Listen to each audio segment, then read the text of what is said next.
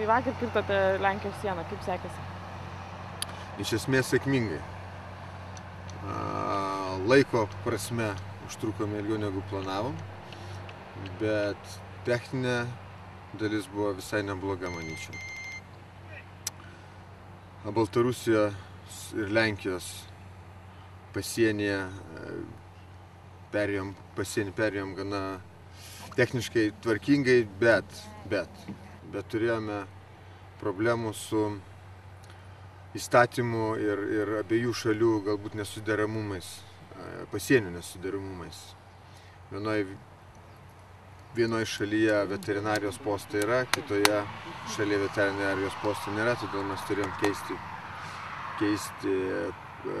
muitinės praėjimo vietas. Baltarusijoje iš vienos muitinės turėjome perjoti į kitą, tai buvo virš 30 km, tas aišku laikė labai užtruko, nuvargino raitelius. Kitas esminis niuansas tai, kad Europoje nėra numatyti formalumai muitinės ir sienos kirtimo jojant žmonėms raitiems. Todėl ir buvo mūsų ėjimas užtrukęs.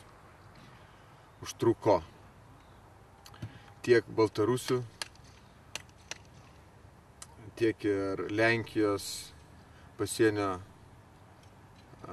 tarnautojai mums stengiasi įvairiais būdais padėti ir tas problemas, to, kas nėra numatyta, išsprendė.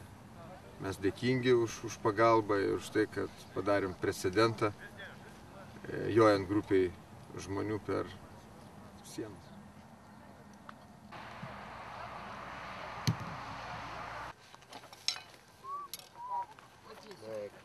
Tai reikėtų, kad pabalnotų mane padėti tokį dalyką.